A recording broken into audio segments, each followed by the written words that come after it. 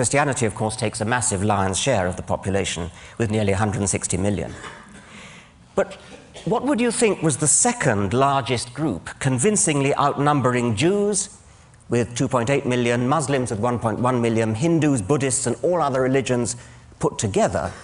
The second largest group, with nearly 30 million, is the one described as non-religious or secular. You can't help wondering why vote-seeking politicians are so proverbially overawed by the power of, for example, the Jewish lobby. The State of Israel seems to owe its very existence to the American Jewish vote, while at the same time consigning the non-religious to political oblivion. This secular non-religious vote, if properly mobilized, is 9 times as numerous as the Jewish vote.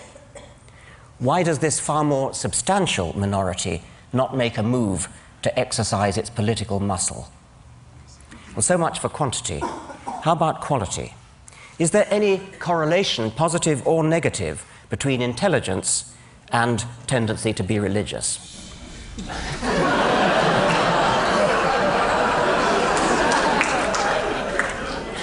The survey that I quoted, which is the ARIS survey, didn't break down its data by socioeconomic class or education, IQ or anything else. But a recent article by Paul G. Bell in the Mensa magazine provides some straws in the wind. Mensa, as you know, is an international organization for people with very high IQ. And from a meta-analysis of the literature, Bell concludes that, I quote, of 43 studies carried out since 1927 on the relationship between religious belief and one's intelligence or educational level, all but 4 found an inverse connection.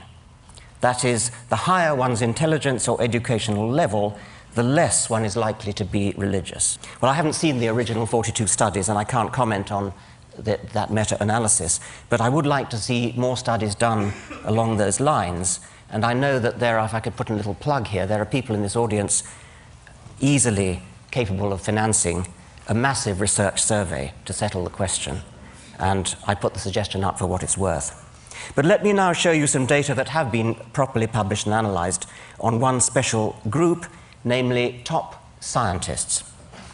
In 1998, Larson and Whittam polled the cream of American scientists, those who've been honored by election to the National Academy of Sciences. And among this select group, belief in a personal God dropped to a shattering 7%. About 20% are agnostic, and the rest could fairly be called atheists. Similar figures obtained for belief in personal immortality. Among biological scientists, the figure's even lower. 5.5% only believe in God. Physical scientists, it's 7.5%. I've not seen corresponding figures for elite scholars in other fields, such as history or philosophy, but I'd be surprised if they were different. So we've reached a truly remarkable situation, a grotesque mismatch between the American intelligentsia and the American electorate. A philosophical opinion about the nature of the universe, which is held by the vast majority of top American scientists, and probably the majority of the intelligentsia generally, is so abhorrent to the American electorate that no candidate for popular election dare affirm it in public.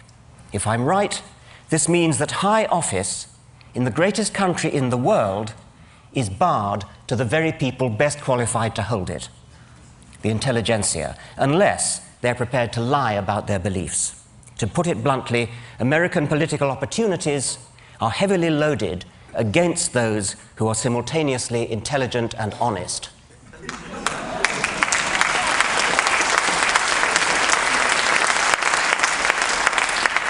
I'm not a citizen of this country, so I hope it won't be thought unbecoming if I suggest that something needs to be done. I've already hinted what that something is. From what I've seen of TED, I think this may be the ideal place to launch it. Again, I fear it will cost money. We need a consciousness-raising, coming-out campaign for American atheists. This could be similar to the campaign organized by homosexuals a few years ago, although heaven forbid that we should stoop into public outing of people against their will.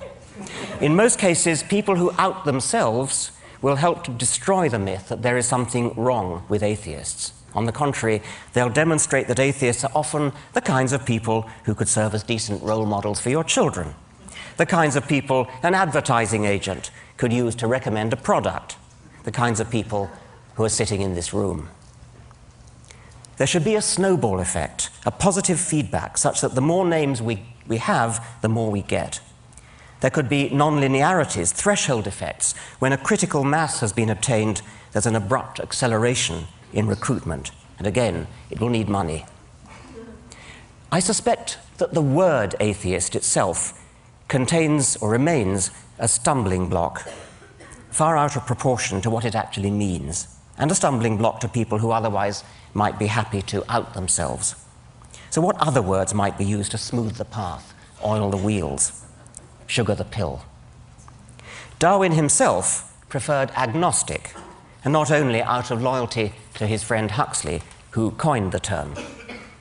Darwin said, "I have never been an atheist in the same sense of denying the existence of a God. I think that generally an agnostic would be the most correct description of my state of mind." He even became uncharacteristically tetchy with Edward Aveling. Aveling was a militant atheist who failed to persuade Darwin to accept the dedication of his book on atheism, incidentally giving rise to a fascinating myth that Karl Marx tried to dedicate Das Kapital to Darwin, which he didn't. It was actually Edward Aveling. What happened was that Aveling's mistress was Marx's daughter, and when both Darwin and Marx were dead, Marx's papers became muddled up with Aveling's papers, and a letter from Darwin saying, "My dear sir, thank you very much, but I don't want you to dedicate your book to me," was mistakenly supposed to be addressed to Marx. And that gave rise to this whole myth, which you've probably heard, it's sort of urban myth, that Marx tried to dedicate Capital to Darwin. Anyway, it was Aveling, and when they met, Darwin challenged Aveling. "Why do you call yourselves atheists?" Agnostic, retorted Aveling, was simply atheist writ respectable, and atheist was simply agnostic writ aggressive. But Darwin complained, "But why should you be so aggressive?" Darwin thought that atheism might be well and good for the intelligentsia, but that ordinary people were not, quote, ripe for it, which is, of course, our old friend, the don't rock the boat argument. It's not recorded whether Aveling told Darwin to come down off his high horse. But in any case, that was more than 100 years ago. You'd think we might have grown up since then. Now, a friend, an intelligent, lapsed Jew, who incidentally observes the Sabbath for reasons of cultural solidarity, describes himself as a tooth fairy agnostic. He won't call himself an atheist because it's in principle impossible to prove a negative, but agnostic on its own might suggest that God's existence was therefore on equal terms of likelihood as his non-existence. And so my friend is strictly agnostic about the tooth fairy, but it isn't very likely, is it? Like God. Hence the phrase tooth fairy agnostic. Bertrand Russell made the same point using a hypothetical teapot in orbit about Mars. You strictly have to be agnostic about whether there is a teapot in orbit about Mars, but that doesn't mean you treat the likelihood of its existence as on all fours with its non-existence. The list of things which we strictly have to be agnostic about doesn't stop at tooth fairies and teapots, it's infinite. If you want to believe one particular one of them, unicorns or tooth fairies or teapots or Yahweh, the onus is on you to say why. The onus is not on the rest of us to say why not. We who are atheists are also a-fairyists and a-teapotists. But we don't bother to say so. And this is why my friend uses tooth fairy agnostic as a label for what most people would call atheist. Nonetheless, if we want to attract deep down atheists to come out publicly, we're going to have to find something better to stick on our banner than tooth fairy or teapot agnostic. So how about humanist? This has the advantage of a worldwide network of well-organized associations and journals and things already in place. My problem with it is only its apparent anthropocentrism. One of the things we've learned from Darwin is that the human species is only one among millions of cousins, some close, some distant. And there are other possibilities like naturalist, but that also has problems of confusion because Darwin would have thought naturalist. Naturalist means, of course, as opposed to supernaturalist, and it is used sometimes. Darwin would have been confused by the other sense of naturalist, which he was, of course, and I suppose there might be others who would confuse it with nudism. Such people might be those belonging to the British lynch mob, which last year attacked a paediatrician in mistake for a paedophile.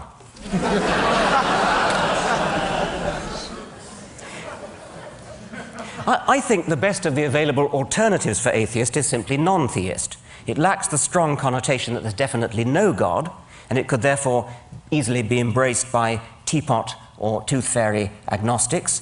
It's completely compatible with the God of the physicists. When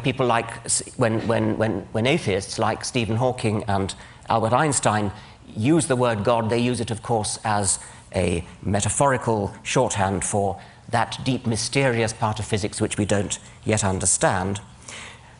Non-theist will do for all that, yet unlike atheist, it doesn't have the same phobic, hysterical responses.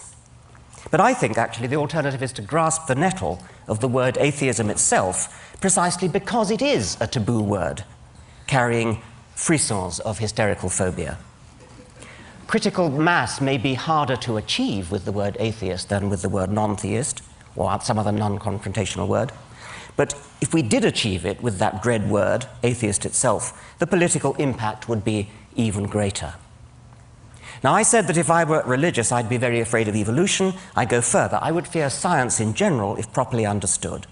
And this is because the scientific worldview is so much more exciting, more poetic, more filled with sheer wonder than anything in the poverty-stricken arsenals of the religious imagination.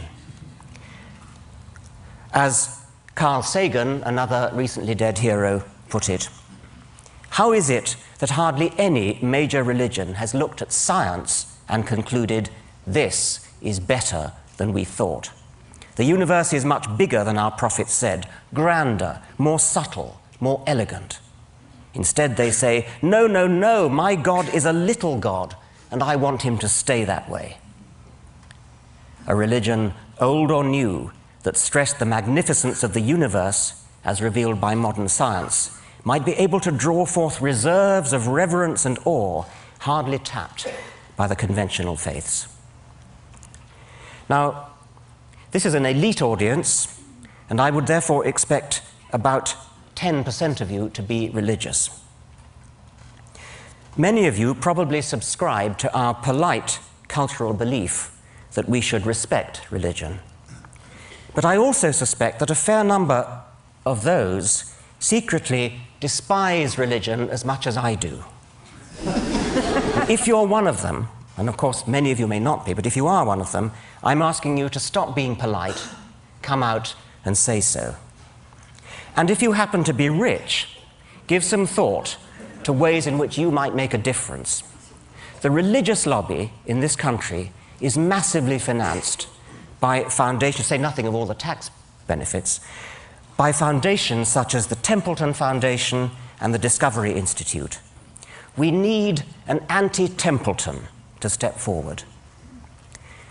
If my books sold as well as Stephen Hawking's books, instead of only as well as Richard Dawkins' books, I'd do it myself. People are always going on about, how did September the 11th change you? Well, here's how it changed me.